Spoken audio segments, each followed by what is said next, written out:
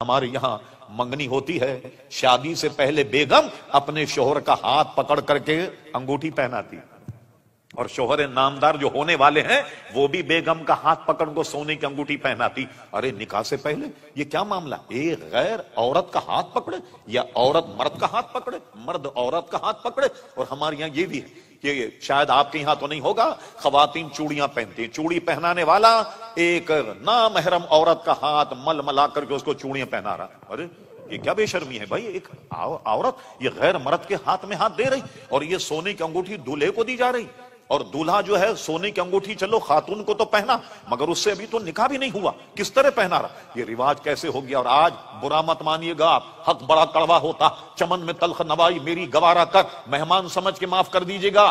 آج تو ہمارے نوجوان ہار ڈالنے لگ گئے گلے، سونے کی زنجیر ڈالے ہوئے ہیں۔ اللہ اکبر، دیکھا یہاں چین پڑی ہوئی، یہاں چین پڑی ہوئی، اللہ، اسی لیے تو بے چینی، سب حرام ہے۔ یہ تو سونا استعمال مرد کے لیے تو جائز ہی نہیں کہ گلے میں سونا، اور جناب یہاں سونا، اور انگوٹھی بھی سونے کی، اور جناب ایک ایکسٹرا جناب گھڑی تو گھڑی ایک ایکسٹرا، اور جناب ایک کڑا اور جناب زنجیر ڈال لی جاتی، یہ ساری چیزیں تو حرام۔ ایک صحابی اٹھ کر کے کہتا، یا امیر المومنین، آپ کو حضور کی حدیث یاد نہیں رہی کہ حضور نے فرمایا کہ میری امت پر سونا اور ریشم حرام، اور آپ نے سونا جو ہے وہ سراقہ کو پہنا دیا، کیوں نہیں بولا کوئی؟ سنیے وجہ کیا ہے۔ وجہ اس کی یہ ہے کہ یہ مسئلہ سب جانتے تھے کہ اللہ کے کارخانے کے میرے آقا ایسے مالک ہیں، ارے جس کو چاہے حرام کر دیں، جس کو چاہے حلال کر دیں۔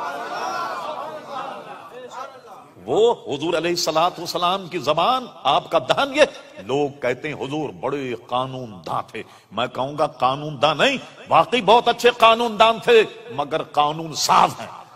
جو دہن سے نکل جائے جملہ رب کریم کا وہی قانون ہے، جو دہن سے جملہ نکل جائے سمجھ لو مرضی مولا وہی، سمجھ لو کہ منشا الہی جو ہے وہی ہے۔ سب جانتے تھے کہ حضور علیہ السلام نے سب کو تو حرام کہا، مگر ان کے لیے جو کہا ہے کہ کسرا کے کنگن پہنو گے، اس حرام سے ان کا استثناء کر دیا۔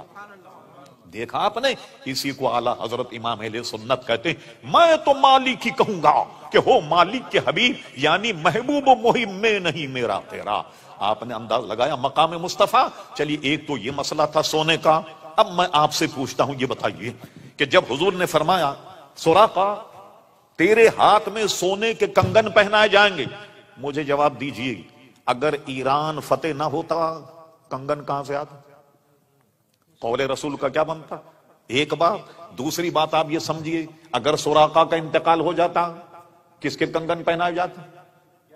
ذرا غور کیجیے، ہاں کس کے کنگن پہنائے جاتے؟ اللہ اللہ، معلوم ہوا کہ حضور نے یہ بھی ضمانت دے دی کہ کسرا فتح ہوگا، اور سراقہ کو کہا تیری موت نہیں آئے گی جب تک کہ تجھے کنگن نہ پہنا دیے جائیں۔ کہیں ایسا نہ ہو کہ تیرا انتقال ہو جائے تو لوگ کہیں گے حضور تو کہہ گئے تھے کہ تیرے ہاتھ میں سونے کے کنگن اور تیرا انتقال ہو گیا، کسے کنگن پہنائے جائیں؟ قول رسول کی تکذیب ہو جاتی، مگر اللہ اللہ، رب کریم اپنے محبوب کی ہر بات کی لاج رکھتا۔ جب تک کسرا کا فتح نہیں ہوا حضرت سراقہ اس وقت تک زندہ تھے، تاکہ وہ زندہ رہیں، اور ان کو زندگی کی ضمانت دے دی کہ جب تک کسرا کے کنگن نہیں پہنائے جائیں گے تیرا انتقال نہیں ہوگا۔ اور دوسرا یہ کہ کسرا فتح ہوگا، فتح نہ ہوتا تو پھر کیا ہوتا؟ یہ ہے وہ قول رسول کے جناب حکم نافذ ہے تیرا، خامہ تیرا سیف تیری دم میں جو چاہے کرے دور ہے شاہ تیرا۔ اس قسم کی میں کئی حدیثیں بیان کر دوں آپ کے سامنے، ایک حدیث بیان کرے۔ اب ہم آتے ہیں ذرا دیگر بزرگان دین کے واقعات۔ حج کا حکم آیا، لیکن میں بڑا اختصار کر رہا ہوں۔ حج کا حکم آتے فرمایا تم پر حج فرض کر دیا گیا۔ کسی نے یہ سوال کر لیا، لوگ عموماً فالتو سوال نہیں کیا کرتے حضور سے، نہ جانے دہن سے کیا نکل جائے۔ کہا حضور کیا ہر سال کرنا پڑے گا؟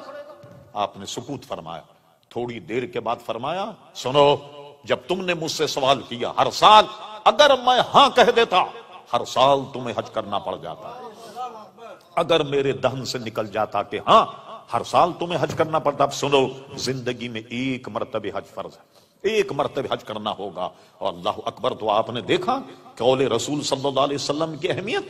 اب آئیے ذرا سا یہ آپ نے سمجھ لو، اب آئیے صحیح ستہ میں حدیث فرما بعض خاصان خدا ایسے ان کے کپڑے وغیرہ بہت میلے کچیلے ہوتے ہیں، تم اپنے قریب نہیں ان کو پھٹکنے دو، مگر اللہ تعالیٰ کے ہاں ان کا مقام یہ ہے کہ کسی بات پر قسم کھا بیٹھیں، قسم خدا کی ایسا ہوگا، اللہ تعالیٰ ان کے قول کو پورا کرتا. کسی مسئلے میں قسم کھا لیں کہ قسم خدا کہ ایسا ہوگا، اللہ تعالیٰ ان کے قول کی لاج رکھتا اور ان کی قسموں کی لاج رکھ کے واقعے کو ویسا بنا دیتا کہ جیسا کہ اس نے قسم کھائی. یہ حضور کے صدقے میں عزیزان گرامی، اولیاء کرام علیہم رضوان کا بھی عزیزان گرامی یہ مقام. اب آئیے دو ایک واقعے میں اور بتاتا ہوں. شیخ محقق شاہ عبدالحق محدث دہلوی، جو بزرگوں کے دہن سے بات نکل جائے، غور کیجیے مضمون یہ ہمارا. شیخ محقق شاہ عبدالحق محدث دہلوی رحمۃ اللہ تعالی اپنی کتاب اخبار الاخیار میں لکھا. آپ میں کوئی گجرات کے صاحب ہوں گے، احمد آباد میں مزار شاہ عالم رحمۃ اللہ تعالی علیہ، بہت مشہور مزار. ان کی شہرت کی وجہ کیا ہے کہ وہ عالم دین تھے، اپنے علماء کو سبق پڑھاتے دور حدیث. ایک مرتبہ بیمار ہو گئے، طلبہ کا 8-10 دن کا نقصان ہو گیا، سبق نہیں پڑھا پایا اپنے تئیں.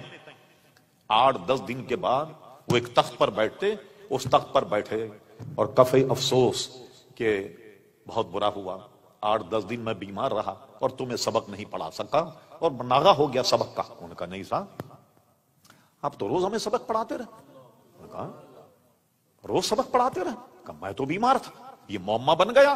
سرکار ابد قرار پیارے مصطفیٰ ان کے خواب میں آئے، کہا شاہ عالم تیرے طلباء کا نقصان ہو رہا تھا، اس لیے 8-10 دن ہم نے سبق پڑھایا، ہم نے سبق پڑھایا.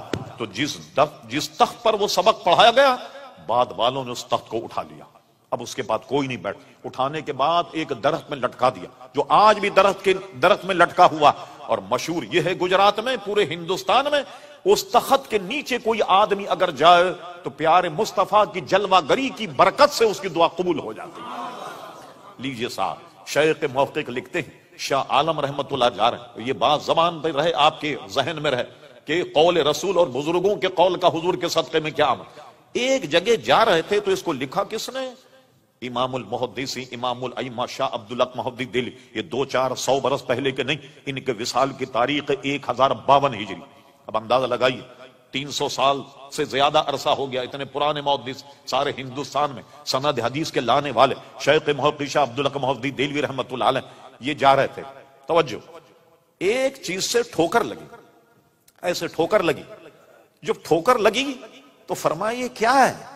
لکڑی ہے، لوہا ہے، پتھر ہے. یہ ان کے دہن سے نکلا. شیخ محقق کہتے ہیں ان کی زبان سے نکالنا تھا کہ جس سے ان کو ٹھوکر لگی، ادھر سے دیکھو تو لکڑی نظر آتا، ادھر سے دیکھو تو پتھر نظر آتا، ادھر سے دیکھو تو لوہا نظر آتا. لیجئے صاحب، تینوں خوبیاں اس میں پیدا ہو گئی. اللہ کے ولی کی دہن سے یہ نکلا کہ کیا ہے؟ لوہا ہے، لکڑی ہے، پتھر ہے. تو تینوں خوبیاں اس میں پیدا ہوں. کسی اینگل سے دیکھیے تو لکڑی نظر آتا، کسی اینگل سے دیکھیے تو آپ کو پتھر نظر آتا، کہیں سے دیکھیں تو لوہا نظر آتا. یہ اللہ کے بندے کے دہن سے جو بات نکل جائے، وہ عزیزان گرامی آپ نے غور کیا، جب ان کے غلاموں کا یہ حال ہے تو پیارے مصطفیٰ کا کیا حال ہوگا.